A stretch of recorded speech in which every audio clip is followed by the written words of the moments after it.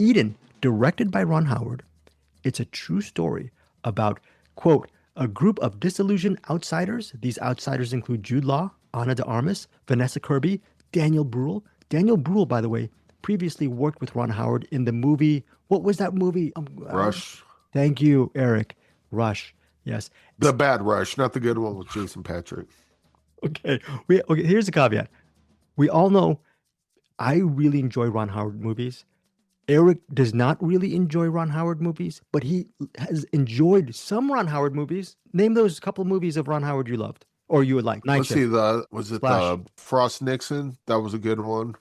The Han Solo movie. I like that one. Oh, A Solo. lot of Okay, people good. a Yeah, lot that's of good. people hated that, but I think that might have been like a thing where the expectations were so low and I went and go, oh, this is all right. I mean, it's got its stupid parts. Oh, you're by yourself. I guess I'll mark you down as Han Solo. But that's more like writing stuff that's less directing. Splash, not Night Shift. I don't know. I used to watch Splash a lot as a kid. Did he I'd have to Parenthood? watch it again. I don't know if he did I Parenthood. I do He didn't know do that Parenthood. like the one thing stuck out to me where John Candy's character as a kid will drop change and go pick it up so he can look up women's skirts. Like I'm guessing that probably doesn't age so well today. Probably not. Definitely not. Yeah. But to be fair, it also came off as creepy back then, so maybe that was the point. Yeah, there's not a whole bunch of Apollo 13. Okay. Yeah. it was all right. I'm just not a Ron Howard fan, just in general. Okay. Yeah, Yeah. I am. I like his movies. So you're gonna get two different reviews, but we're talking the same movie. This is on these outsiders: Vanessa Kirby, Daniel Bruhl, Sydney I Sweeney I movies. will extend this olive branch. This is one of the better Ron Howard movies I've seen, even though I didn't like this that much. Is so take that for what it is. Knowing what you know now of my predisposition to not like Ron Howard movies, I think this is one of the better ones. So Okay. if you do Ron Howard, maybe this is one where you're gonna go, oh, it's so good. I love it. So these group of outsiders, I think most of them are German, but so these outsiders they go in. They are part of a society living in this island. The island is called Floriana Island. It's located in the Galapagos. The reason why a bunch of these outsiders go is because there are two people who already live in Floriana.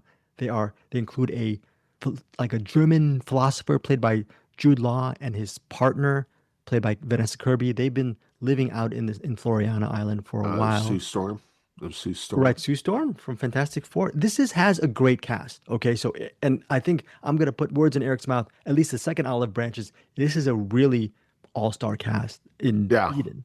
Huge cast. Okay, so I think hopefully that will draw an audience, but we'll see. Maybe Eric will say, "Don't go to theaters." We're gonna see what he says in a few moments. But this is based on a true story. These people who live in Floriana, they're looking for a life in a new paradise. It's set in the 1920s, and there's a lot of possibly impending fascism going on in the countries, and they need they actually like living in this island because it's away from the things of civilization.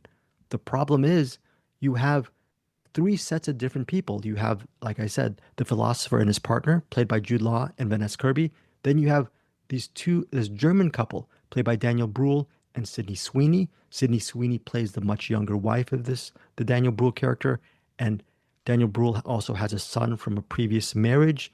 So they set out stakes to actually live on Floriana. At first, they are you don't know if they're going to do well as homesteaders in this island, but through perseverance, you see how they can actually flourish as a family living in Floriana. The third group who comes in is led by the character of Ana de Armas. She plays this woman named the Baroness something, and she has a couple of three other men with her, and she has really big plans to build a hotel on Eden and turn it into this upscale resort island community. So you have these three groups and each of them are so different and have different motivations. What happens when these motivations clash? Well, I will say this: if you not, I pr- I don't want to spoil too much, but if you read the actual story, the fact-based accounts of what happened, it is so strange what happened and vicious what happened. Just know that a lot of violence occurs in this movie Eden in on the island of the Floriana Island. There is possible deaths that might happen. Who knows? Murder, killings? I don't know. Are there wild animals? Yes, there are. There's quote, betrayal, violence, and the look, they even said this, Eric, on the plot summary. Betrayal, violence, and the deaths of half the colony. I'm gonna say it, it's in the plot summary. It's 129 minutes. Eric Holmes, your review of Eden. Yeah, first of all, there are a ton of platitudes in this movie. It seems that every 5 minutes they had to stop and say, just some. I didn't even write down the lines as they said them out loud, read them off the cue cards. It felt not that the acting's bad, but like the platitudes stick out is almost as if they're like, well, pause the movie, live, laugh, love.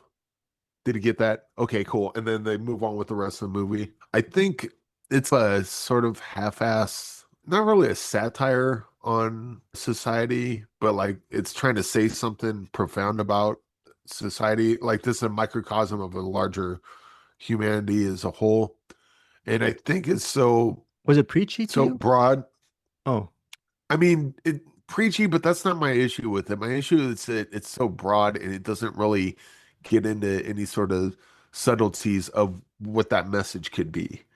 Because that's where the interesting conversation lies, especially if you got a movie that's 2 hours long. Dig into that and really explore those ideas instead of just coming out and saying a meme every 5 minutes. Yeah, the characters for the most part are either stupid or unnecessarily mean. Maybe that's kind of part of the. And the weird thing is, this was written by Noah Pink, who did the Tetris movie. And there were some issues with the Tetris movie, but overall, I thought it was really good. But this has, what about Eden as a survivalist thriller? Did it work on that uh, level? No. not really. No, it was just basically neighbors bickering with each other at the movie with platitudes during the commercial breaks. I think this kind of fails. And even though I like the Tetris movie, I think the Tetris movie, its failures were they didn't believe in the story enough. Because the Tetris story is interesting. You didn't need to add the car chase at the end, for example. With this, I think there's an interesting story here, but they didn't lean on that because the interesting story is what happens in the third act that you find out. Like that's the story I'm interested in. Now, this could have been interesting if they had like a commentary on how society works and they had a clear voice or opinion or direction they wanted to point that and make it a really, really poignant movie that would stand out or something that would be divisive. Some people watch you go, "Oh, you're way off," and other people go, "Oh, you're right on." You're divisive. When you have a strong opinion, that those opinions tend to be divisive. This could have been that. I don't think it was. I think it sort of was trying to be, but it didn't quite get there, at least not for me. What about there's a sequence with Sydney Sweeney? There's she's pregnant. There's a Yeah. that was interesting, I, kind of I cool. mean, it was certainly intense, but again, there's no. It was a scene, a harrowing scene where she's giving birth in a bad situation. It's not. There's nothing being spoken about there. It's just Mhm. an intense scene and is actually another thing. It was ultimately meaningless because it doesn't really connect with much. That the interesting story is what happens in the third act, and that going forth. And granted, Well, this is Eric, do you my think this is this is my love for courtroom dramas coming out. That's the movie I wanted to see oh, because that's the end cards basically spells out, not to give it away, and I don't think this does, but the end card spells out that everything we saw is from one person's point of view. There's another person that's also involved in this movie that they might have saw something different. oh, that's fair. And That's to totally me, fair. that would have been the Mhm. interesting way to go. Like a The secret Rashomon one, it, type of thing, like a Rashomon, like a different kind yeah, of. yeah, Okay. yeah. So this is what I think or this is what I said happened. This is what they said happened. And let's see if we can figure out which one's correct. It said they wanted to go some microcosm of just humanity in general or society in general, and I don't think it works. I think they probably would have done well to fast forward the movie about hour and a half and extend it beyond another hour and then told that story instead. But again, that's me rewriting. That's not what this movie is. And I think overall, like I thought the movie was like watchable, but it wasn't wowing me. And again, this is probably one of probably upper level Ron Howard, but from me, that's faint praise. Right. So, Then again, if you love Ron Howard movies, this might be one you just fall over yourself over. which I am not completely falling over this myself over this movie, but I really enjoyed this Ron Howard film. On the other side, I really enjoy his movies. They're competent. I know this sounds so reductive, but they're well shot. He's a very interesting storyteller as far as what you're going to get from a Ron Howard movie. Some 2 hours of solid entertainment. That's the way I see it. For me, Eden works as a survivalist thriller. The actual story itself on what happened to these people, I read up on it after watching Eden. It's just so fascinating. But like Eric said, there could have maybe been a couple of tweaks because of the end card. There are different accounts regarding what happens in Floriana Island in the Galapagos. That could have been a whole different movie, an interesting type of. But again, doesn't the Wikipedia story sound more interesting than what we saw in the movie? I mean, I know I still, good point. I was still intrigued. I liked Ana de Armas as that Baroness. I liked everyone Yeah. in this movie. And you could have seen her as Baroness, but just in a better told version of that same story. I thought Sydney Sweeney she played, without giving too much away, she's the heart and soul of Eden, and she's But very good in this movie. Sydney Yes. Sweeney, she's fantastic.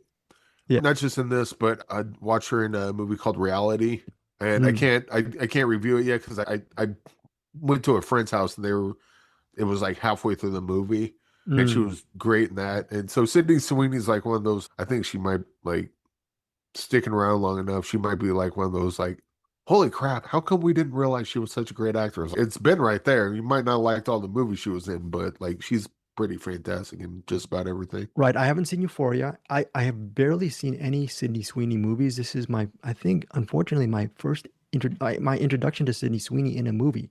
And because of what pop culture says, the way she's out and about as an actress, as Sydney Sweeney, the person, there's so much written about her. Okay. I only have that image of her from the pop culture level. But like Eric said, he's halfway done with Reality. I haven't seen Reality as well. I know Reality is where people started saying, oh my gosh, Sydney Sweeney is something to behold as far as a great actress. And she's like Eric said, she's good in Eden. She's very good in Eden. Even Great though in that's this Echo Valley. Well, She you was saw still her. good in Madam Web was a big old piece of crap, but she was good in that. Yeah, Immaculate. I haven't. Reality. Oh, I will cover Reality next week because okay. I I got need to see I got a lot. Immaculate. I still got Greg. You gotta watch Reality. Okay. I missed the first 20 minutes, but the rest of it is freaking awesome. Yeah.